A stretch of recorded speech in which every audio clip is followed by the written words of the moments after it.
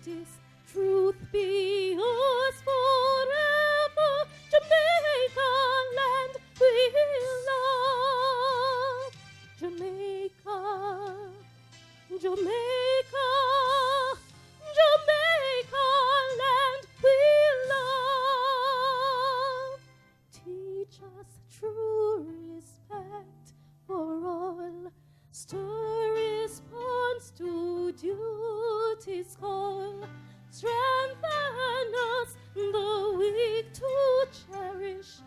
Give us vision lest we perish. Knowledge send us, Heavenly Father. Grant true wisdom from above. Justice, truth be yours forever. Jamaica land we love. Jamaica, Jamaica, Jamaica land we love.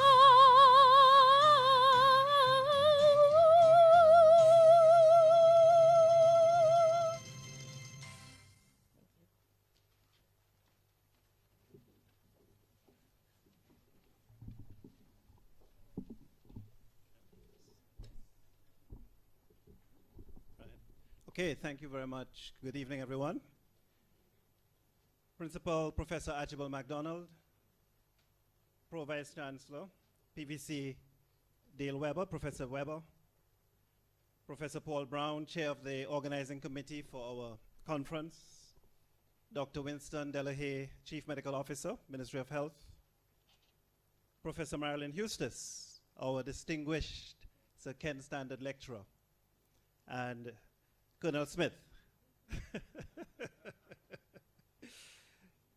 Specially invited guests, members of the Faculty of Medical Sciences, students, our visitors from SUNY, our colleagues from SUNY Collaboration are here. Let me welcome you all. It really is a pleasure to be bringing the opening remarks and for us to be here this evening at our 26th annual research conference for the Faculty of Medical Sciences. It sounds like a long time, but our faculty has been in operation for just about 70 years, a little bit under 70 years. And so we've been at this process of engaging in our research and promoting our research, and I think we are coming of age year by year. We are growing in strength. This evening we are really focusing on the legacy of Sir Ken Standard, Sir Kenneth Standard. There's a quote, I'm going to just read a quote for you. For a brief space, it is granted us, if we will, to enlighten the darkness which surrounds our path. We press forward, torch in hand, along the path. Soon comes from behind a runner who will outpace us. All of our skill lies in placing in his or her hand the living torch, bright and unflickering, while we ourselves disappear into darkness. Now, those are the words of Sir Ken Standard, the late Sir Ken, but it's really the words that Sir Ken quoted often as we worked with him. And he's really quoting an English physician and poet by the name of Havelock Ellis. But they were favorite words of Sir Ken, and as a student of Sir Ken, he was my professor of community health. He would teach us community health, community medicine, but Sir Ken, if you remember, Sir Ken was really a philosopher and a poet and a humanitarian. And so after all the lessons in epidemiology and all that, this is what I remember. But it's important words because it really speaks to the humility of Sir Ken. And as we launch our 26th anniversary, our annual research conference this evening, basking in the legacy of Sir Kenneth Standard, with a focus on cannabis and cannabinoids, I'm sure Sir Ken would have been on a high. Not because of any inhalation of THCs or consumption of any edibles. This whole term of edible, I almost said KFC, but edible THC. You see, it's so tempting sometimes. He wasn't one to partake. But simply because Sir Ken would see our efforts this evening and our efforts over the next 2 days as part of a journey of improving the health of the population. That is where his heart was. And I think it's a reminder this evening as we think of his legacy that whatever we do, whatever our research is about, that at the heart of it should be improving the population's health. Sir Ken, as a community health practitioner, he cared about the health of the people. He cared about those who cared for the people. So, you know, he did a lot of work with health workers. The community health aides was his initiative. Nurse practitioners was, again, something that he started, the auxiliaries in healthcare. So he cared for the people, he cared for those who cared for the people, and he cared about the team within which the health workers worked. So he was very much a team man, a team person. And that trail that he blazed as a public health giant, in 2002, PAHO declared Sir Ken Standard a public health hero, one of the 11 heroes for the century within which PAHO operated. And that trail has left us well primed and warmed up to carry that torch that he spoke about often, to pass on the torch. So we ourselves are now in an era, I'd say perhaps in the post-Ken Standard era. But we have a torch in hand, as he spoke about, ready to move on. So this week, as we hold that torch and we shine that light, and that research light, we will share our work here at the university on cannabis, or research work on cannabis and cannabinoids. And, you know, although cannabis is really our thing, isn't it? Got to have Kaya now. You know, Bob sang it, we know it, we live around cannabis. We are actually growing cannabis in this building. I won't tell you where. But that's not new. When I lived on campus as a medical student on Irvin Hall, the great Irvin, my next door friend who lived next door to me was growing it on his porch. And I smoked it because he was smoking it. I see, Prof looked up very quickly when I said I smoked it. But he was always smoking it so much so that the passive inhalation was there. So cannabis is really our thing. It's really our thing. And we're very delighted that we have taken a path within the university to start looking seriously at cannabis in terms of the contribution it can make to medicines, to health, not just a revenue generating mechanism, but really looking at its place in terms of medical science, social science across the board. We are grateful for the work and advocacy of Professor Archibald MacDonald, our principal, who really had the vision, and has the vision, I would say, hasn't lost the vision, for serious work in cannabis. Our principal has led at the front on this.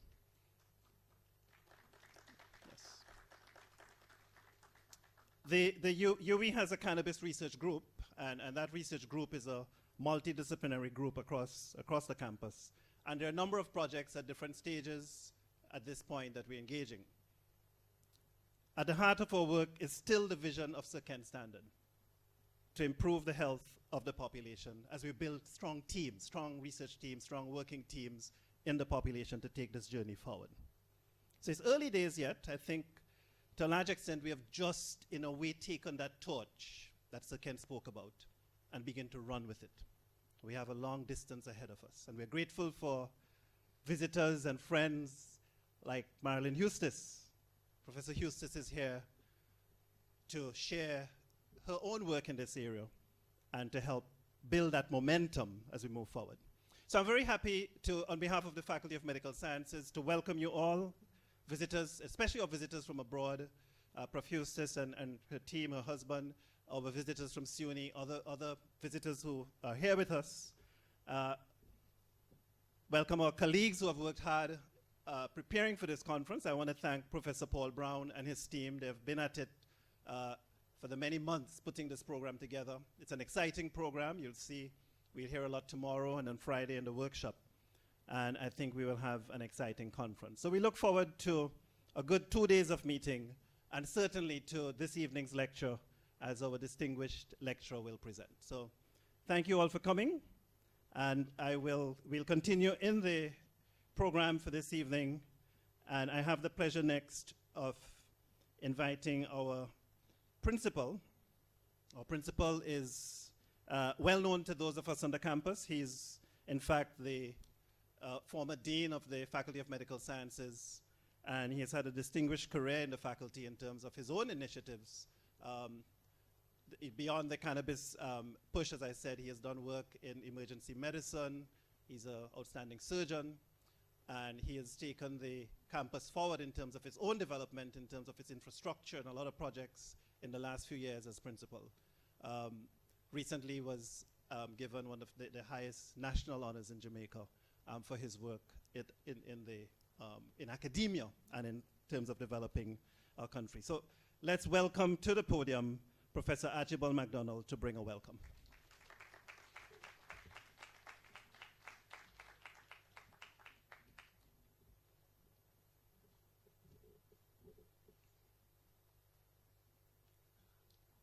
Thank you, Dean, Dr. Tomlin Paul, PVC Weber, my friend, Dr. Delahaye, the Chief Medical Officer in the Ministry of Health, Professor Eustace and her husband. Let me also recognize, I don't see Professor Morse, Jean Morse here, but maybe some members of the team from Buffalo. Welcome, Professor Morse, and welcome to your team from Buffalo. Dr. Paul Brown, I'm not going to say who you are, but let me recognize you, colleagues, ladies and gentlemen, good evening.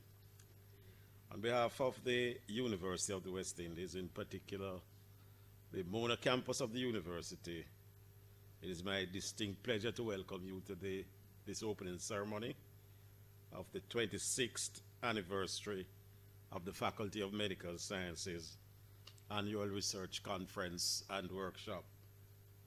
This year's conference and workshop will explore the theme, Cannabis and Cannabinoids, Research Opportunity and Challenges, a theme which, as you heard from the Dean, is very, very dear to my heart for many reasons. And let me say, I do not smoke cannabis. I do not condone, Chief Medical Officer, smoking of any type, but cannabis and cannabinoids are dear to my heart. Since its launch, the Faculty of Medical Sciences Research Conference has made immense contributions to the study of medicine, and I would like to congratulate the Dean and his team for this theme, for choosing this theme, which, as you know, is very, very current in Jamaica and across the world. This conference has provided a much sought after platform for researchers to share their knowledge and expertise in medical scientific research. Similarly, it has enabled the development of a rich research community across the region. I am pleased to note that in yet another staging of this extraordinary medical research conference, the team of the Faculty of Medical Sciences continues to set the bar and has brought together some of the best minds in educational medical research that our country and the region has to offer. As you heard, this year's conference seeks to explore the impact that developing a more robust research field in cannabis and cannabinoids will have on the healthcare infrastructure of our country and the Caribbean. And I think that all of you, most if not all of you, would know that it has been shown over now quite a number of years that cannabis is capable of helping individuals suffering from a wide range of diseases and pain, cancer, epilepsy, etc., etc. Over the past few years, the UWI has developed, as you heard from the Dean, a significant research program into the health benefits of cannabis. And I think that this plant is slowly, very, very slowly, shedding its negative social stigma. Stigma which came about from the ban placed on it through international treaties and the fact that in Jamaica, if you were caught with any cannabis, however small, you were sent to prison, mandatory 18 months for one spliff, went to prison, and you got lashes with I think it was called the cat o' nine, going in and coming out. A large proportion of Jamaicans were criminalized and therefore marginalized in our society. But I believe that that is changing, even though slowly. Our ultimate aim is to provide the Jamaican and Caribbean community with an alternative treatment option to some of the region's most prominent and debilitating diseases. Additionally, it is our intention that through our research, the university will be able to make a significant contribution to the Jamaican economy by creating a new export industry in medicinal cannabis. That, again, you are all aware that our economies across the region, in fact, ironically, Jamaica's economy is probably now among the strongest in the Caribbean region. And therefore, it is not just the Jamaican economy, but the entire Caribbean region needs this desperately. And I don't believe that there is a person here who would say, who would deny the fact that cannabis has the potential to earn significant revenues for the Jamaican people. It is our intention that by creating this new export industry, those revenues will be utilized for the benefit of the people, and will also be utilized for Dr. Delaye. I know you are passionate about this, to launch an education campaign about the benefits, but not just the benefits, but also the side effects and the problems associated with use or misuse of cannabis. But I believe that in order to make a significant, I believe in order to make significant steps in this industry, a comprehensive discussion and exploration must first be undertaken to determine its benefits and also its limitations. This conference provides this by bringing together researchers, practitioners, and academics under one roof to examine the intricacies of the issues associated with cannabis in greater detail. Professor McLaughlin, I am sure that you're excited by this. I am sure that you will be very attentive, as this is one of the areas that you're working in. I will tell you, little known, or it should be known, I don't know, so let me say it. Jamaica was the first country to develop a drug from cannabis. Dr. Brown, well, not really your department, but associate close enough in the Department of Pharmacology. Dr. Manley West led, and his colleagues developed Canasol, and later, short time after, developed a second drug, Asmasol.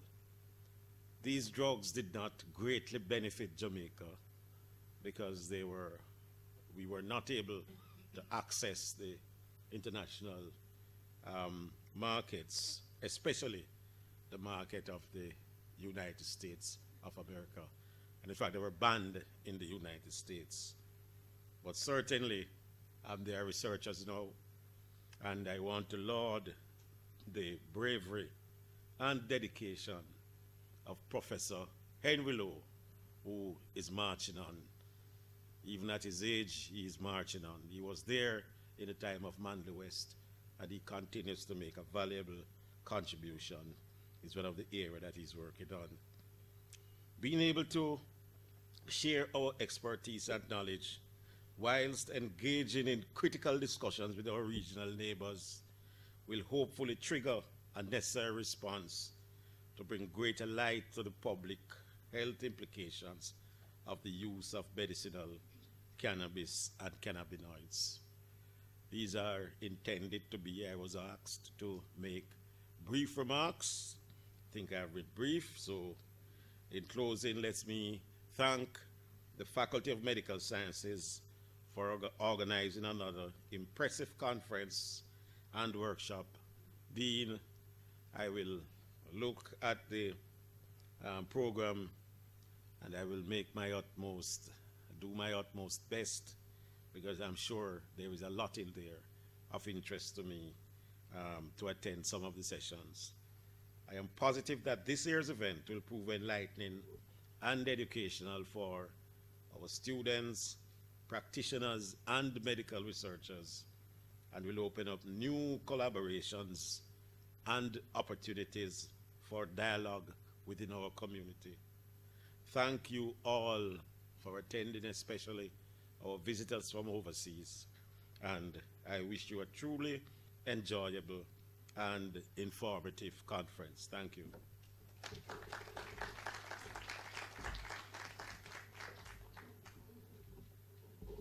Thank you very much, Prof. MacDonald. The university has an excellent relationship with our partners in health. The Ministry of Health is very much involved in a lot of our programs or research programs. And so it's a delight to have with us the Chief Medical Officer in the Ministry of Health. The CMO is not a stranger to us. He's actually, I'd say, literally one of us, and having left us for some time to, as an academic colleague, to work in the area of policy and implementation with the ministry. He's a psychiatrist, well-known psychiatrist, and additionally, he's had training in public health, and so he practices public health. He's a fellow of Fulbright Fellow from Hopkins, Johns Hopkins, in substance abuse, and is very much just a very good fit in terms of his work with ministry and his own academic interests and background. So, ladies and gentlemen, join me in welcoming Dr. Winston Delahaye, who will bring some remarks. Thank you very much, Dean. Evening, everyone. All protocols observed.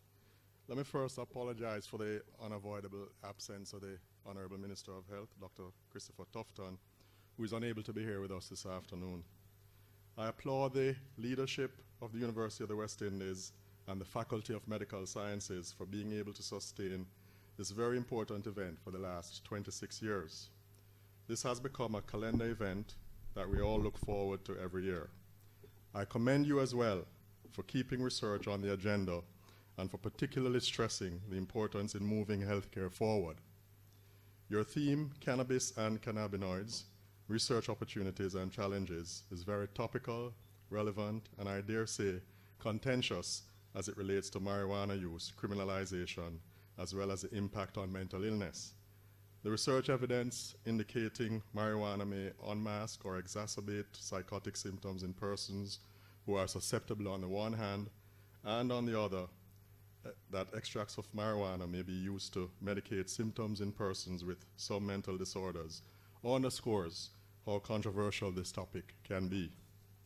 As a ministry, we fully appreciate the need for research to guide policies and programs, and over the years have been improving our own research capacity and supporting research initiatives that are aligned to our priorities. We are providing opportunities for knowledge sharing by way of our own annual research conference, the 8th of which will be staged later this month. Health policies and practices must be grounded in the best scientific knowledge, and that is why the establishment of the National Research Agenda remains a priority area of the Ministry of Health. The re-established Essential National Health Research Committee will guide the development of this agenda through collaboration with several partners, including the University of the West Indies. The Ministry has, over the years, forged valuable partnerships with academic institutions, under which we have conducted several national-level surveys, such as the Jamaica Health and Lifestyle Survey, and we are now in the final stage of completing the 3rd edition. This data has assisted us in formulating several strategies, including the strategic plan for non-communicable diseases, and within that, for cancer care. This is a kind of direction that we must continue to take for all other health issues affecting the nation. Our solutions must be based on scientific evidence and the realities of the individuals affected. The National Health Fund has continued to provide grants for medical research projects and has funded significant research both in government and non-government organizations. I want to use this opportunity to urge individuals and entities to submit their proposals to the National Health Fund for consideration. We will continue to support high-quality research that will move our strategic plan for health forward. The Ministry is willing and waiting to support any such research so long as the benefits to the people are clear. Once again, I applaud the UWI for hosting the largest continuing medical education activity for health in Jamaica. I also look forward to the distinguished lecture in honor of Sir Kenneth Standard, who was very passionate about community health and primary health care. The world has grown to understand what he already knew years ago, that primary health care must be the basis for any successful health system. I am sure Professor Marilyn Eustace from the University of Maryland School of Medicine will surpass our expectations with her lecture. Thank you, and I wish you all a successful conference.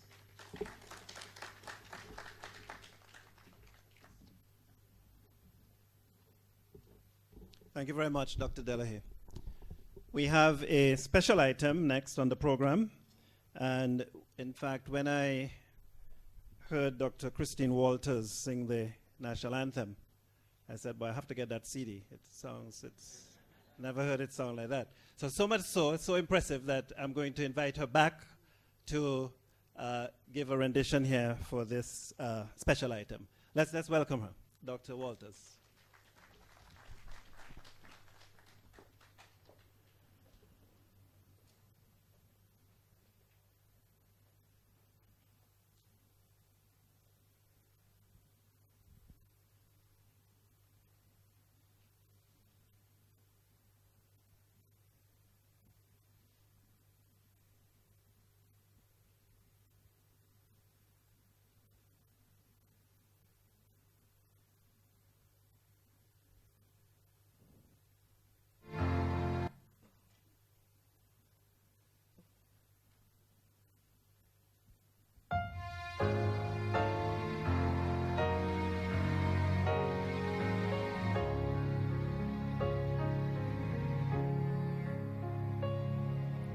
Climb every mountain, search high and low, follow every byway, every path you know. Climb every mountain, ford every stream, follow every rain, oh, till you find your dream, a dream that will be all the love you can give every day of your life, for as long as you live.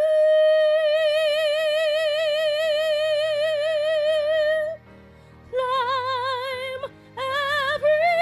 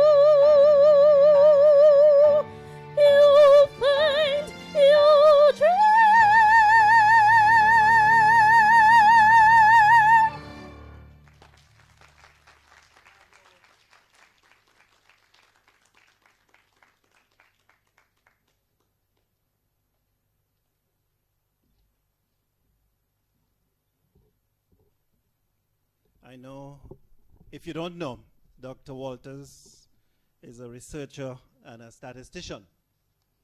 And I would say to you, ladies and gentlemen, that with that rendition, the p-value must be less than 0.01. I'm sure it's first class. We have, as a part of the program, we have awardees for the, in recognition of Sir Kenneth Standard's work and as a reminder of his work. And I believe there are citations to be read, which Dr. Williams and team, I'm going to invite Dr. Sonia Williams, who has done the preparatory work on the citations for the awardees to conduct this part of the program. So Ken, as you heard, was a pioneer in public health and primary health care. And as we look at our awardees, we are looking for some of those qualities that Sir Ken had, the humility and the investment in population health. So the sound of music, yes. Dr. Williams? Yes.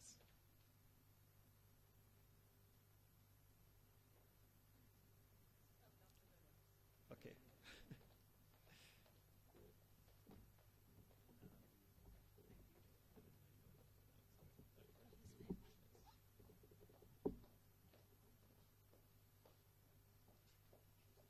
Good evening, everyone. The Sir Kenneth Standard Award for Excellence in Community Health Service. Citation to Lorna Lorraine Binns Watson, RN, RM, BSc, PHN, MPH, JP.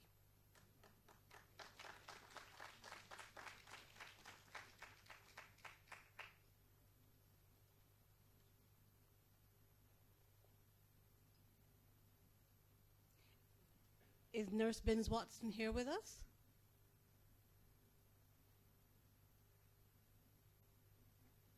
No. What about our second awardee?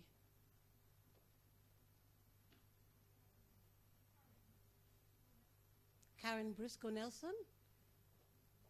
Seems like neither lady's here with us. Chair? We'll still go ahead and read them? All right. Lorna Lorraine Binns Watson, nurse, has served in the field of nursing for over 30 years, 17 of which have been dedicated to public health nursing and have included a 2-year stint at the University of the West Indies School of Nursing, UWISON. As Regional Nursing Supervisor for the Western Region since 2008, Nurse has commanded the respect of her colleagues and the community at large. She's lauded for her competence and professionalism. Nurse Binns Watson has had a special love for working with the community, as demonstrated in the numerous activities she has initiated or co-initiated. For Nurse, the community is not simply her immediate environs.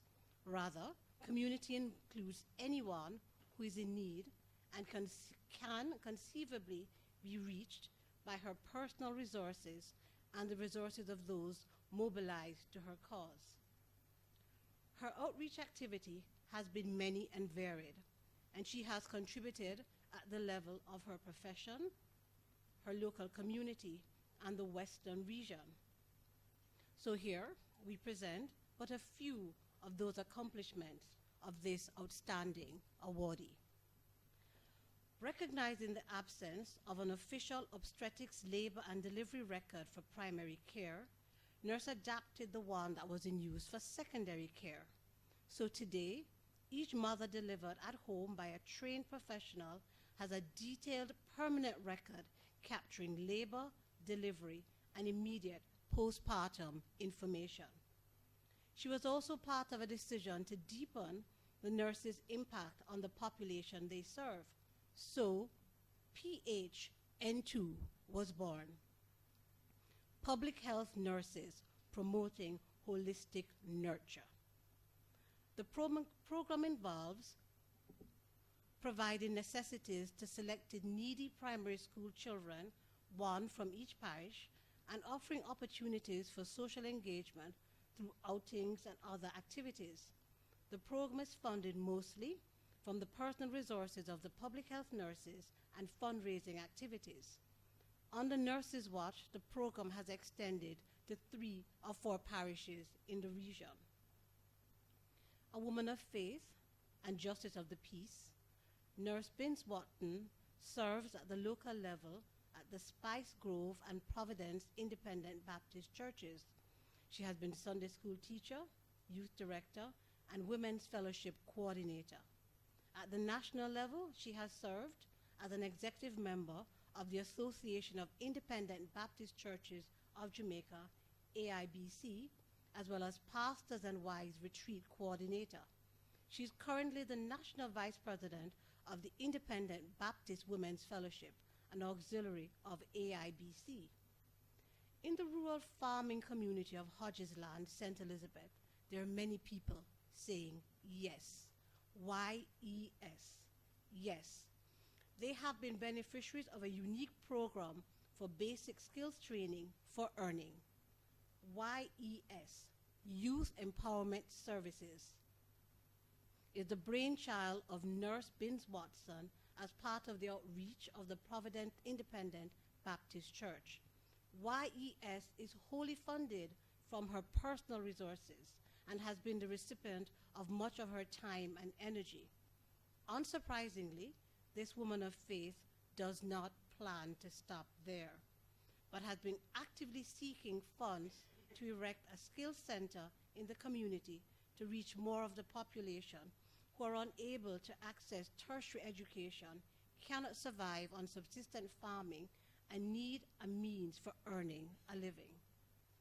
As one of the testimonials written on her behalf affirms, and I quote, "Sir Kenneth Standard would be proud to present my regional nursing supervisor, Mrs. Lorna Binns Watson, with the 2017 award for excellence in the field of community health.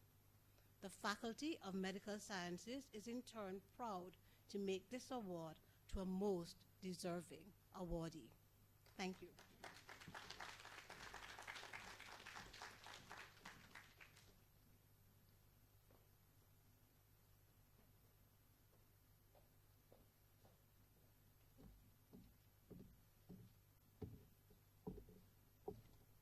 Good afternoon, everyone. All protocols observed. I will read the citation for Karen Briscoe Nelson, RN, RM, BSc, PHN, MPH.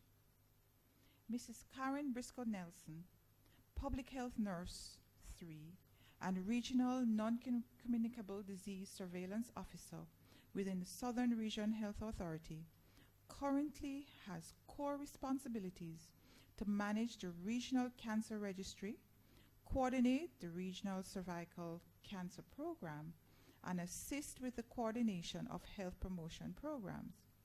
A nurse for over 22 years, with 13 years of community health experience, she has demonstrated herself as being resourceful and going beyond the call of duty despite all the many challenges. She has been described as a conscientious motivator and leader, a charismatic resource person, an excellent role model, able to work effectively and efficiently with others, and, as one of her testimonials said, vivacious embodiment of camaraderie. Her passion for community health is evidenced by the energy and determination with which she undertakes the numerous outreach programs and activities aimed at modifying risky behaviors and encouraging healthy lifestyle choices. She maintains partnerships with public and private sector to facilitate the hosting of health fairs, forums, and expositions. Her successful pap smear outreach program continues to help many in several communities. Within the past 6 years, her contribution to health and well-being of the community has extended beyond the primary healthcare system to include personal contributions in the non-governmental organization of Jamalco Volunteer and Projects Abroad Volunteers. She's known to also have a soft spot for children with disabilities. She has been instrumental in the actualization of several projects at the Woodlawn School for Special Education in Mandeville and has facilitated the entry of many children with disabilities into special education schools. Her unselfish humanitarian activities have made her beloved in the region and have earned her many meritorious awards, inclusive of the Nurses Association of Jamaica Award for Outstanding Leadership in 2003 and the Worker of the Year for the Mandeville Health District in 2008. Her zeal to serve the community has propelled her to seek membership in groups, committees with agendas to provide assistance to the weak and downtrodden persons within the community. She's a member of the Old England Seventh-day Adventist Church and has offered her services through the church's outreach programs. Her strong religious principles have guided her and have given her the inner strength to keep on helping her brother man. Her mantra is, life is really about making things better for persons we are caring for. She is truly her brother's keeper.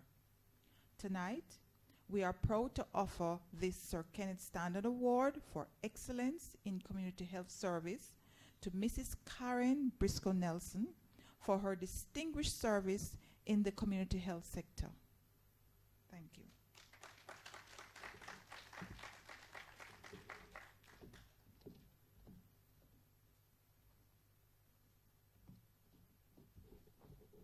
So let me thank Dr. Anna Perkins, who you heard earlier from, and Dr. Sonia Williams for presenting, for giving us some insight into these two awardees.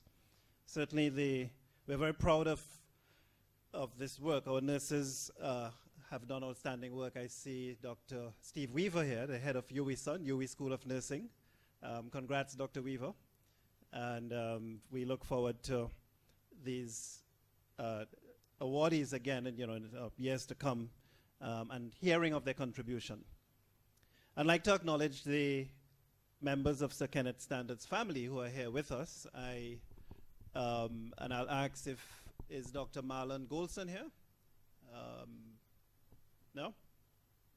So I can tell you that the late Sir Ken's daughter, Dr. Aileen Standard Golson, who is a lecturer in community health and psychiatry, sends her apologies. She's actually away on study leave as we speak in Canada.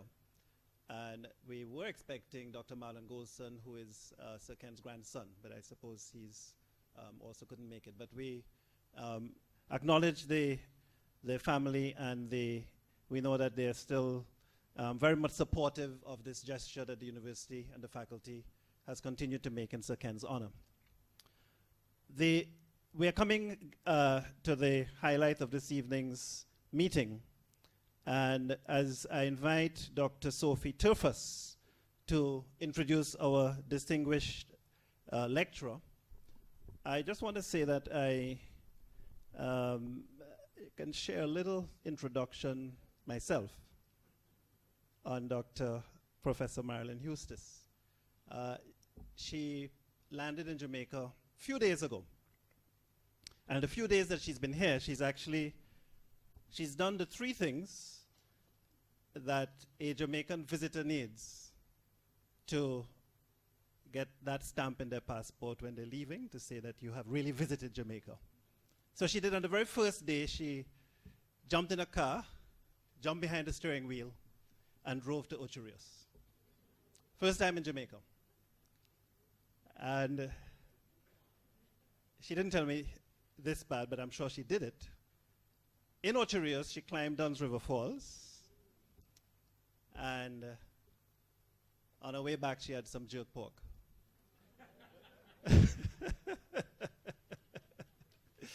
So she's very much at home with us. And I'll say that's my little brief introduction on Professor Eustace. She's already warmed up to Jamaica, and Jamaica has warmed up to her. So welcome. Let me invite Dr. Turfus, Dr. Sophie Turfus, to give us the real introduction on Professor Eustace.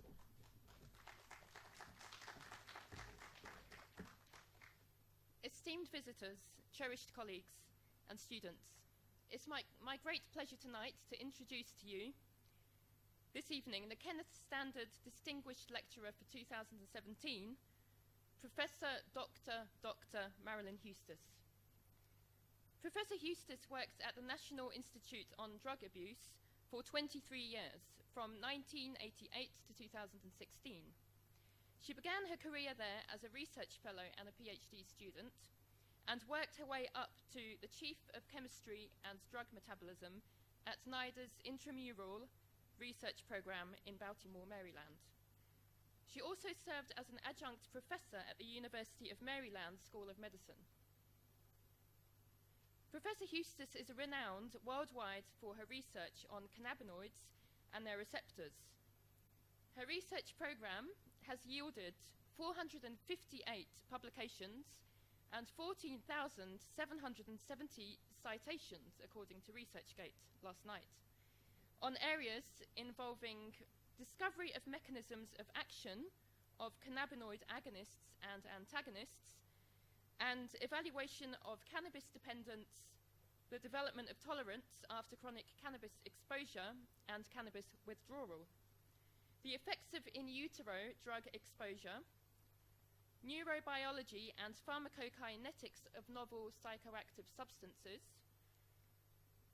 the effects of marijuana use on driving impairment. She was awarded the Saperstein Memorial Distinguished Lecturer at Northeastern University in 2016. She has also received numerous other awards for her work, including the Distinguished Fellow Award from the American Association of Forensic Sciences in 2015, and many other awards which I'm sure she'd be happy to talk to you about. As a world-renowned expert on human drug testing, Professor Eustace serves on the following boards: the National Commission on Forensic Science, the Organization of Scientific Area Committee on Toxicology, the World Anti-Doping Agency's Prohibited List Committee, the Transportation Research Board Committee on Alcohol and Other Drugs, and the National Safety Council's Alcohol, Drugs and Impairment Division Executive Board. Professor Eustace is also the past president of the Society of Forensic Toxicologists. She's a past chair of the toxicology section of the American Academy of Forensic Sciences, AAFS, and from 2003 to 2005, she made history as the very first female president of the International Association of Forensic Toxicologists. Professor Eustace has a bachelor's degree, cum laude, in biochemistry from Mount Holyoke College, a master's in clinical chemistry with honours, and a PhD in toxicology with honours. After her degree, she started her own company, but missed research so much that she gave it all back and came back to NIDA. In 2010, she was awarded an honorary doctorate in medicine, and I'm told that that's why her title is Professor Doctor. And so in medicine and surgery from the University of Helsinki. And as part of this, she was awarded a sword, which she told me surprisingly made it through airport security. But she has a very interesting story that I'm sure she would be happy to talk to you about. She has been retired since 2016, but is by no means less active, having been abroad many times this year. And in the last 3 weeks alone, she has been to Abu Dhabi, South Africa, Japan, several US states, and now Jamaica, all in 3 weeks. And next week she will be in Colombia. We also extend a very warm welcome to her husband, Colonel Dr. Michael Smith, also a toxicologist, and together they run Eustace and Smith Toxicology LLC, a private consultancy company. I first met Professor Hustis over 10 years ago at the International Association of Forensic Toxicology meeting in Slovenia. But I remember her most clearly from the meeting in Martinique in 2008, from our daily boat journeys across the bay, from the hotel that we were staying at to the conference venue, and our hotel was a lot better. So it was a daily trip to the conference venue, and that's when I really got to know Professor Hustis.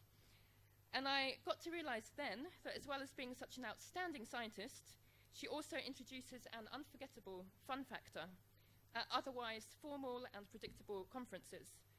So at various toxicology conferences, she dressed up as a native of Martinique or Japan, and even as the Statue of Liberty. Professor Hustis has also been an inspiration to hundreds of young scientists, directly mentoring 15 doctoral students and 25 visiting scientists from over 20 countries worldwide, as well as co-mentoring many others. So it's no surprise that the journal Clinical Chemistry once featured her as an inspiring mind. Please give a warm, heartfelt welcome to Professor Dr. Marilyn Hustis.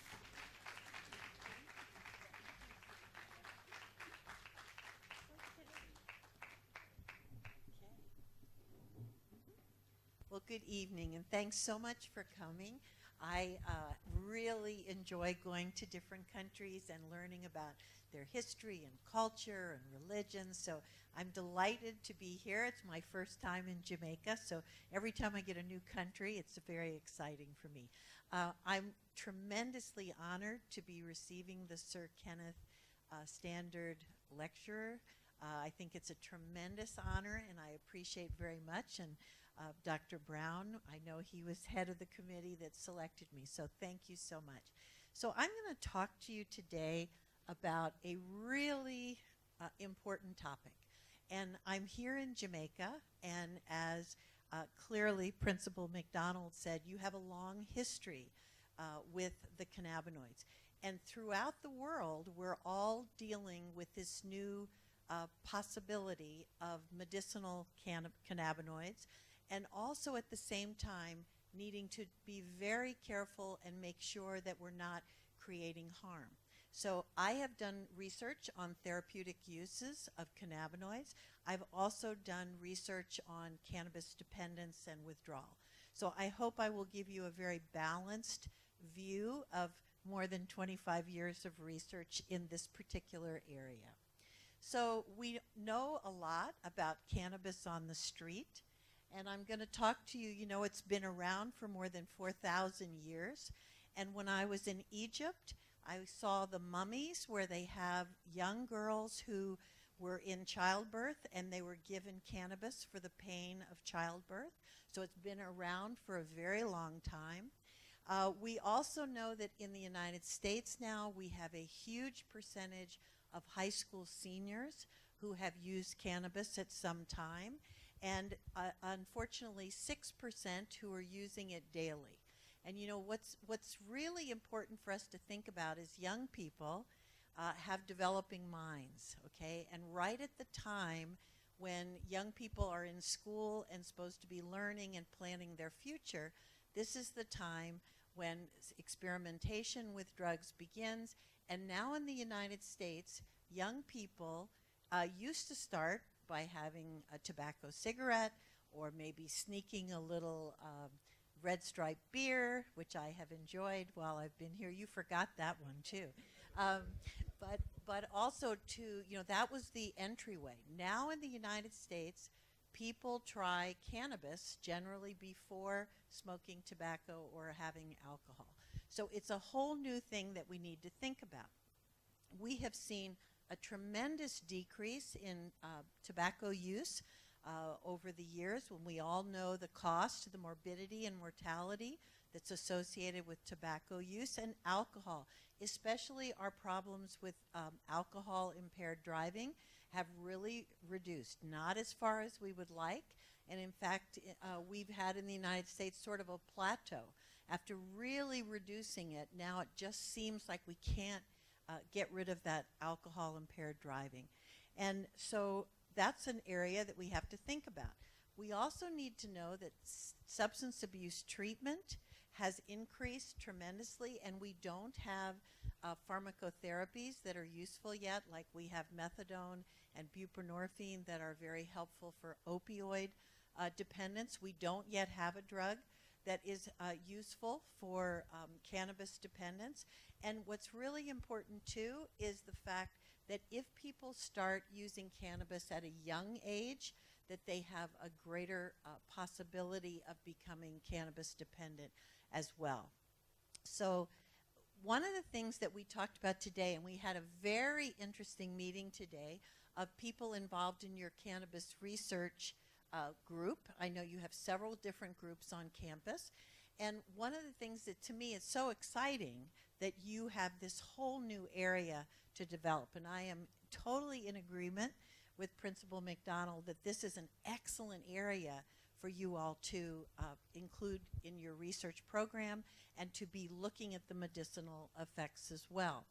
Now, to be in Schedule 1 in the U.S. Drug Enforcement Agency's list of drugs, it has to have both an abuse liability, a strong abuse liability, and no proven medical effectiveness. So for the last couple years, I really thought that we were maybe getting to the point where they would remove THC, delta-9 tetrahydrocannabinol. THC is the primary psychoactive compound in cannabis. I thought it might get moved out of Schedule 1. But the problem is that the needed clinical studies to prove effectiveness have not been done yet. And this is what we really need, is to be able to do good studies and prove that the THC or other cannabinoids are effective. And that has not happened yet. And one of the saddest things to me is because GW Pharma is a very good pharmaceutical company out of England, and I have worked with them. I've done research with them, and especially I went over and spent a lot of time visiting about what you need to do to design clinical studies that will prove its effectiveness. So the first two studies came out showing that a new product called Epidiolex that is high in cannabidiol, CBD, and low in THC. This new product, they did studies showing that it was effective in reducing seizures in some of the children who have Dravet syndrome or Lennox-Gastaut syndrome. These are syndromes where the child has as many as 200 seizures in a day. And I'm a mom, like many of you, and if my child had Dravet's or Lennox-Gastaut, I would try anything to try to improve the quality of their life. Okay, so they come up with this study that I think is going to finally get attention, and it was not a double-blind study. In other words, the physicians knew who was getting the active drug and who was not. And so because it's not a placebo-controlled double-blind study, even the fact that they showed some effectiveness won't be enough for what we need to get it out of Schedule 1. So the studies that you're going to be running here is going to be critical that they be designed appropriately and have all the controls that you need that can make a difference. Now, in the United States, we have a mess going on. I call it the Great U.S. Experiment, but it's a disaster. So we now have 8 states where recreational cannabis is legal. We have 29 states, I believe, yes, 29 states that have medical cannabis only. Some of it is for any type of cannabis, and some is for cannabidiol only. And this has created a disaster as far as federal law, it's illegal. Some state laws, it's completely legal. And we have many problems with driving under the influence of cannabis. We have tourism now, tourism to Colorado in order to be able to go there and use cannabis, okay? And we've had a lot of people end up in the emergency room. So it's a mess, and it's changing every day. Every time we have elections, more states change to either allowing the medical cannabis or in some cases making it legal. Now, Uruguay was the first country to make cannabis legal. Canada, just north of the United States, will make it legal in the spring. And I have been asked 3 times by the Canadian government to come up and talk about how do you control this? How do you keep it out of the hands of children? What are we going to do about the cannabis impaired driving? What should the legislation be on a level of THC that should be illegal for driving? And what's so amazing to me is lots of times we say we need more research. Well, we'll do more research, we'll get the answers. We already have the answers for many of these questions. They say, give me a number to put into the legislation for impaired driving. And there is no number. There is no one number that can separate people who are impaired and should not be driving and people who are not impaired. And I'm going to show you some of that data today. And I'll also be talking more about the cannabinoid system, the endogenous cannabinoid system that we all have that's absolutely critical, important to us when we in a normal functioning. So when someone smokes cannabis, they are hijacking that normal system that has critical functions, survival functions like hunger, like reproduction. When I talk to young people, they sit up straight and listen. When I talk about cannabinoids' effects in the reproductive system. So it turns out that cannabinoid receptors are in the head of the sperm and very much involved in fertilization, in that process of reproduction.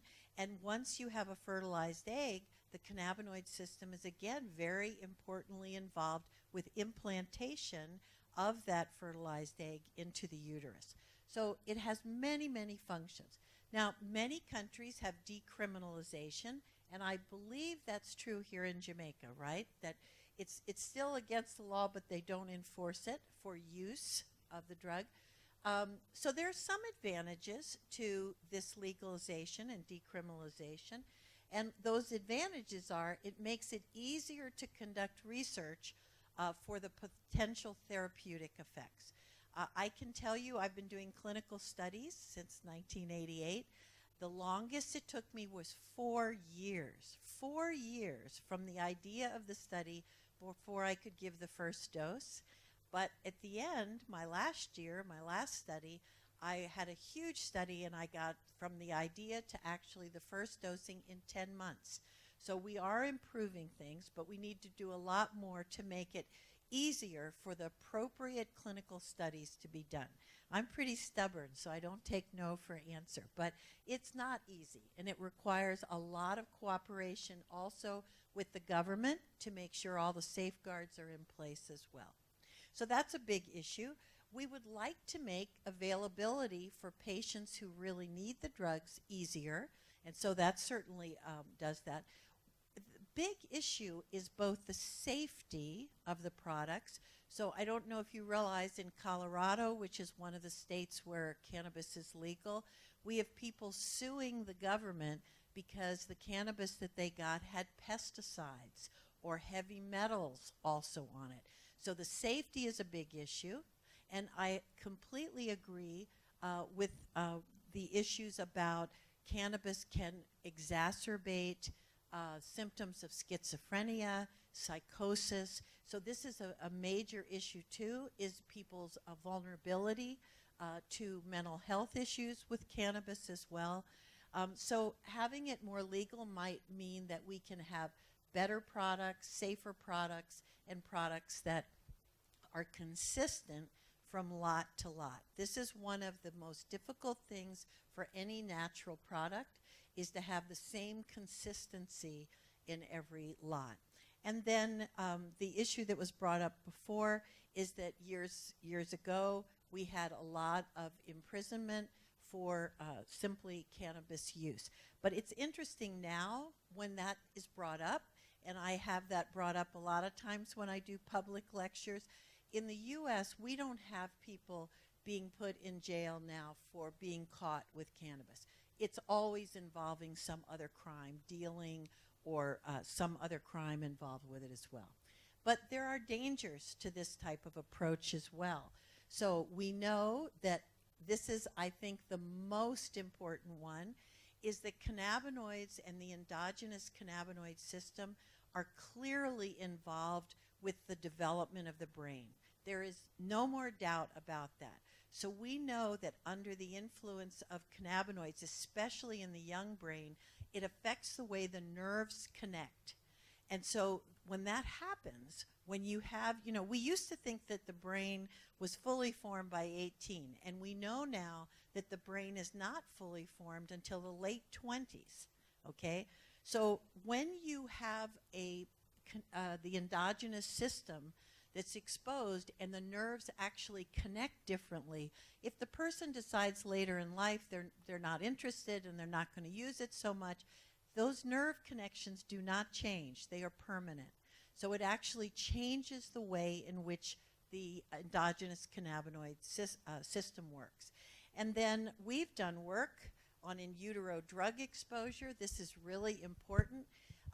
We've shown that cannabis independently affects some of the birth parameters, so gestational age, birth weight and length, and other issues. It is not teratogenic.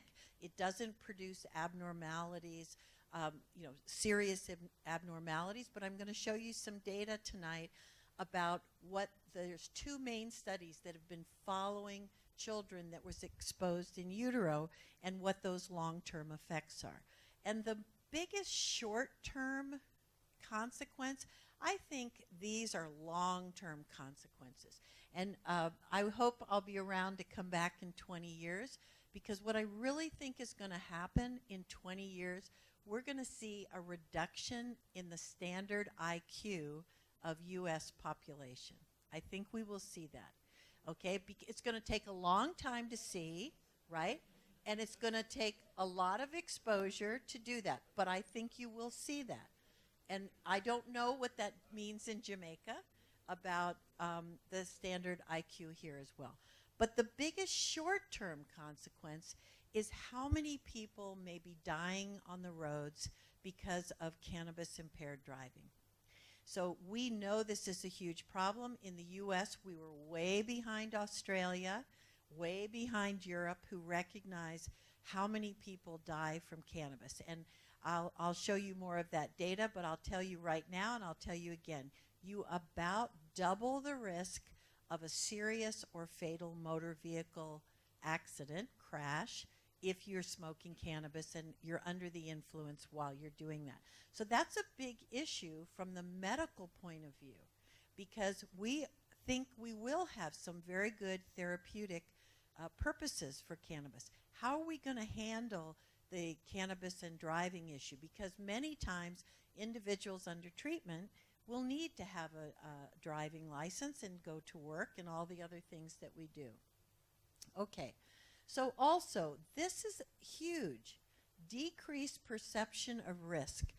Right now, young people say, well, how could cannabis be bad for me? It's medicine. How can cannabis be bad for me? They made it legal in a couple of states. So we're at an all-time low for people's perception of risk. And they need to, when they make the decision what they're going to do, they need to have the facts. I have parents calling me up and saying, I am so happy my son is not drinking and driving. He's only smoking cannabis and driving, right? And I'm like, wow, how have we not gotten the facts out so that people can make good decisions? That's a big issue as well. We have a lot more people asking for cannabis treatment, a large increase in people who become dependent. Now, I don't know how many people are here in the room, but about 1 in 11 people who ever try cannabis will develop problematic use. Now, that's less than heroin, that's less than cocaine, it's certainly less than tobacco. But the point is that it's the most commonly used illicit drug. So a lot more people are going to be exposed to cannabis than they are to heroin, for instance. So we have to think about that and how we're going to help those people. We have a lot of emergency department visits by children increasing in states where they've legalized it, because guess what? They've made cannabis gummy bears, cannabis lollipops, cannabis soda, cannabis chocolate brownies. Kids are attracted to things like that, right? So we have a lot of children who are getting their parents' goodies and ending up in the emergency department. But what's really going to surprise you is we have a huge increase in adults ending up in emergency departments because of edible cannabis. So what happens is many people go to Colorado, they've never smoked marijuana, they want to see what it's like. They don't really want to smoke it because they don't like smoke, but they want to try it. So they buy one of the edibles, and if you get a little cookie or a brownie and you don't look on the bottom in little teeny tiny print that half of us can't read, it says there's 100 milligrams of cannabis in that brownie. And you're supposed to divide it up into 10 pieces.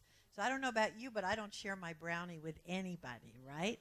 Okay, so people take a bite or two, nothing happens. They're like, wait a minute, I'm supposed to feel high, I'm supposed to have euphoria, I'm supposed to feel relaxed. What's going on? They take the next bite and the next bite. And before you know it, when the pharmacokinetics, in other words, how quickly you get high, is very different when you take it by mouth than when you smoke it. When you smoke it, you get immediately. In fact, our research proved that you actually, the highest peak of THC occurs during smoking, not afterwards. Why is that? Because people titrate their dose, okay? This is why smoking drugs is one of the most popular routes of administration, because if you take the pill, you get the whole pill, right? Whatever's going to happen is going to happen. If you shoot heroin and there's too much, or it's laced with fentanyl, like we're having an absolute epidemic in the United States, you get it all, and if it's too strong, you die, right? But if you smoke, as soon as you start smoking, it goes into the lungs, to the left side of the heart, and straight to the brain.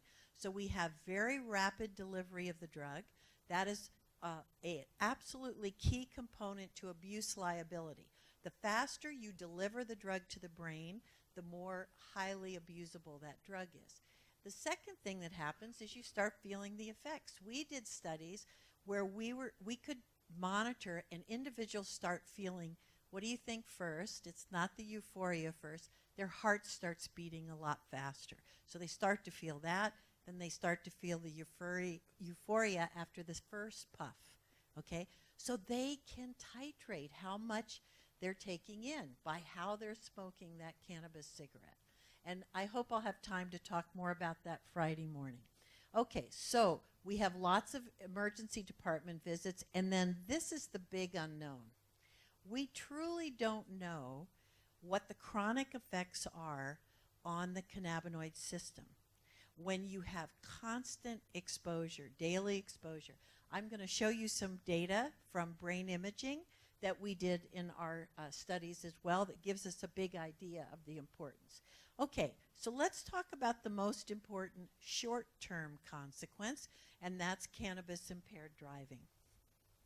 So the big wake-up call for the United States was that every 10 years, the National Highway Traffic Safety Administration went out and they did big studies to see how much alcohol people were using, and this is why they were so excited to see big decreases in fatalities and people going out using alcohol and driving.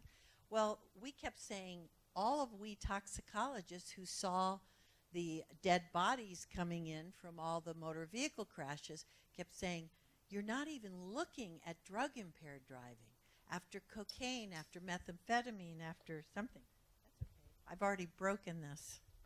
All right, so for the first time, the National Highway Traffic Safety Administration started taking blood and oral fluid. Oral fluid is the proper scientific name for saliva, okay? And saliva testing is becoming very important. It's something that you probably, when you get around to doing impaired driving cases, you will be taking on the roadside. The police officer will collect the saliva and you'll be able to put it into a little machine right on the roadside, just like you have a breathalyzer, and be able to see whether somebody is using some of the most common drugs. So they started by adding blood and oral fluid, and I want you to see, this was our wake-up call. 8.6% of weekend nighttime drivers had cannabinoids in their blood or oral fluid. That was bad. That woke up the Office of National Drug Control Policy, our drug czar, and he said, we're not waiting 10 years. Was this something really that's serious? And guess what? In just 5 more years, we had a 48% increase with all this new legalization and medical cannabis. So we had 12.6% of weekend nighttime drivers had cannabinoids in their system. And we've known for a long time that cannabis is the primary drug in U.S. drug driving fatal motor vehicle crashes. So one of the things I asked about is, what do you have here in Jamaica? So you have breathalyzers for alcohol. You don't even know how much of a problem cannabis-impaired driving is in your country. You don't even know, much less any other drugs. But that's something that's going to be very important, because it's one of the major causes of young people dying, right? One of the major causes. Okay, so the epidemiological data, so those are all the studies that are out on the roadside where they're actually testing drivers, like the one I talked about. They're kind of mixed. So we have 4 really key studies, all of which, if you look at the data, you can see end up with about a 2-fold increase in crash risk. So these are all 4 very key studies that show significant odds ratio for having a motor vehicle crash or fatality if you have active THC in your system. But we have the DRUID study. The DRUID study was run in the European Union, 13 countries in Europe, and they did not come up with showing a significant effect of cannabis on driving. But the data were very strange. Some countries showed huge increases in odds ratio, and others showed none. So we don't quite know what's going on with that data. We need to ask our statistician to help us with that problem. But if you look, what was significant is, again, almost a 2-fold increase on being responsible for a fatal car crash. Okay, so very important. And then NHTSA ran a study that we all thought was going to be the answer to our question about cannabis impairment, but they ran it in one city. Unlike most of their studies, they run in multiple cities, and they chose the Virginia Beach, Virginia, which has a huge military population. We have submarines, we have ships, we have prop planes, we have jet planes, and the military are subject to random drug tests all the time. So they ended up with more fender benders than serious car crashes, and they had very little drug use in that population. Now, this is the world's most advanced driving simulator, right here. And for 10 years, I complained and complained to the U.S. government. I said, you built this beautiful facility, and it's never been used to test even alcohol-impaired driving, much less drug-impaired driving. And so for 10 years I complained, and finally they turned around and they gave me the money and they said, shut up and go run your study. So I got to do it after 10 years. And this study cost about $2 million to run. This has a full car inside and 360-degree programming of what you see out the window. It cost $100,000 just to create the drive. And we did the drive so that we focus on the problem areas that cannabis is producing. The problem areas for cannabis is attention, weaving within your lane, and also executive function. So what's executive function? And I'll talk more on Friday about this too. So executive function is taking all the information in from your environment. So what you hear, what you see, what you smell, what you taste, you take all that information in, and the first thing you do is decide, is this important to me or not? And most of the information that comes into us we dismiss and we don't even deal with. And then after we decide it's important, then we test our memory. What do we know about this? What happened the last time something like this occurred? Then we decide, this is a problem. What am I going to do about it? How am I going to handle this situation? And we make a decision, and then we take action. Cannabis affects every single aspect of that, okay? So I'll tell you a true story, a case I was involved with. You had a young man driving his car. He had his friends in the car. They'd been smoking marijuana. He's driving slowly down the street, and he sees an old man crossing the street. And he looks at him, and we all do this in our minds, and we calculate, no, this is no problem. He's moving. By the time I get there, no problem, I'm not going to hit him. But the old man dropped his keys on the ground, and it was hard for him to bend over. And he had a really hard time getting them, and he was slowly getting those keys and starting to move out of the way. The boy saw him. He saw him drop the keys. But by the time he thought about it, what do I do? Am I going to hit him? Is he going to be gone by the time I'm there? Should I swerve to the left? Should I slam on my brakes? He ran right over him. Those are the kinds of cases that you see with cannabis. It affects executive function. It affects your reaction time. It affects your ability to pay attention to things. One of the big problems with young people using it, because the drug becomes much more important than whatever schoolwork they're going to do. Acute memory loss is one of the most important cannabis effects, is acute memory loss. You don't forget what happened last week. You forget what the teacher said, today. So anyhow, I got to run this study. Oh, it fell off the back of that. All right. And what I wanted to do is to see the effects of cannabis alone and with low-dose alcohol. Why low-dose alcohol? Because that's what people do. They have a beer, and then they smoke a joint. And so it's the combination that's also very important. So what we did is we had 6 different drives. We had to make them all different because if we have something that is unexpected, like we had deer running out in the rural part, we had people opening their doors into traffic in the city part, that's where cannabis really has effects, those unexpected things that you have to respond to and make the right decision, make it quickly. So we created 6 different drives, and sometimes they had cannabis alone, sometimes they had cannabis with low-dose alcohol. I don't know what the limit is here. Is it 0.05 or 0.8? 0.1? 0.8, 0.8. Okay, so 0.8. So you're with us. We're one of the countries in the world like you that have an 0.8. That's high.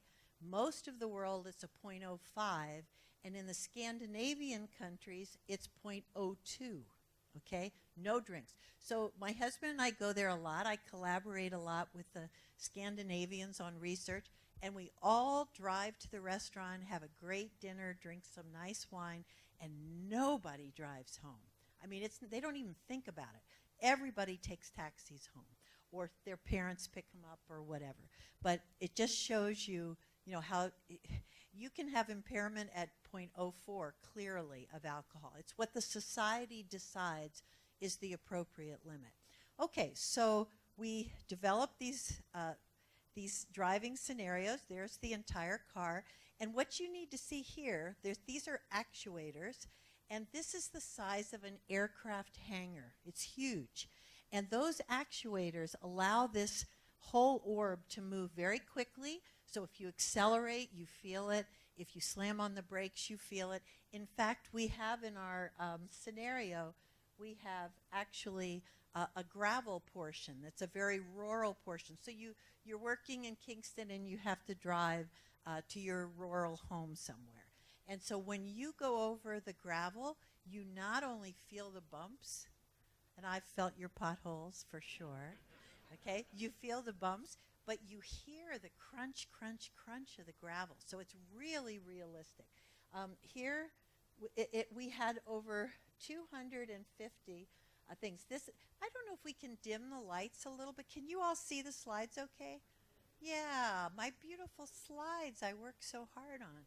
Okay, if you can dim just the front ones, I don't want them to sleep on me. Okay? You can see we measured 250 different parameters, and here is me driving it, and you see we had cameras on the eyes so that we could tell how carefully they checked the peripheral vision, how often they look. Ah, better? Okay. No, more down. Okay, I'm sorry. We'll just go back and start over, right? No. Okay. So we're really sensitive. There's 8 engineers who actually run this simulator at any one time. And this was our drive. So we started in a city section at night. Then we had the interstate, and we had all kinds of decisions about whether you needed to pass a car or not, trucks on the road, all those issues. And then we had a long rural drive. And the reason we have this is because we know that cannabis really affects what we call automated driving. So when when you're just driving home and you know where to turn off and you don't even think about it, that's the kind of thing where cannabis really also affects the driving. And we had individuals. This was interesting too, because we ran this on the University of Iowa campus, and the university had no smoking on the entire campus. And I come in and say, I want these people to smoke marijuana, and they go, no, no, no. And so we used what we call a vaporizer, and this is being used for medicinal cannabis as well as recreational cannabis. And my husband will tell you, we were at a party one night, and all my neighbors say, what are you working on? What's your latest research? And I said, I'm going to do a new cannabis study in driving, and I'm going to use the vaporizer. And the vaporizer has less harsh carcinogenic compounds from the cannabis. And they go, oh, yeah, we know. We really like it. So obviously, I was the last in the neighborhood to know about the vaporizer. But it's a nice way of doing it, and it vaporizes the cannabis with fewer of the polyaromatic hydrocarbons and other harmful things. We put alcohol, so we had them so that they would have alcohol at a 0.05% during the entire 45-minute drive, and then with and without cannabis. And I'm going to just give you a couple of highlights of the results. So this is breath alcohol, the breathalyzer that you also use here. This is time after smoking cannabis or inhaling cannabis. And this was quite interesting because we found for the first time that the interaction of alcohol and cannabis actually delays the peak alcohol concentration. And that's very important because a lot of us learn, gee, if I have a couple of beers, then I better not get on the road for several hours. Well, it actually delays it. And when we tried to figure out why that occurred, it made perfect sense. Because cannabis delays gastric emptying.